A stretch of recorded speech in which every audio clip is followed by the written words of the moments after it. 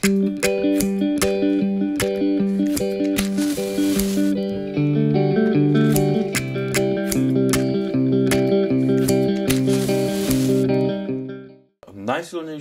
na mňa zapôsobil Peter Káčer, jeho prednáška, pretože som si uvedomil, že ten človek, ktorého ja som na chodbe sa na neho pozeral, takže no, však asi sem doniesť, že to je super, že aj takýto chodia niečo nové dozvedieť. Zrazu som zistil, že ja uvažujem a priori o tomto človeku ako o niekom menej cennom a Peter Káčer mi to v podstate chrstol do tváre, že ja som idiot. A veľmi to bolo pre mňa osožné.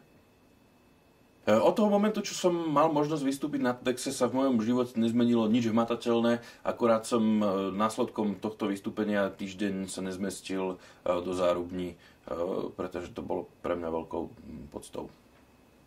Na TEDxe ma prekvapilo to, že účastníci nie sú obyčajní prednášajúci, ale že to berú ako nejaký taký happening, ako veľkú spoločenskú udalosť, kde sa oplatí, kde sa vyžaduje prítomnosť počas celého toho TEDxu, čo ja som nevedel.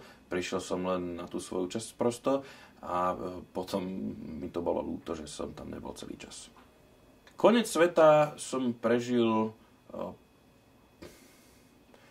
a nebol to deň, ktorý by sa zapísal nejakým spôsobom do môjho života. V jeden moment bol veľmi zaujímavý čas, ale to všetci vieme z Facebooku.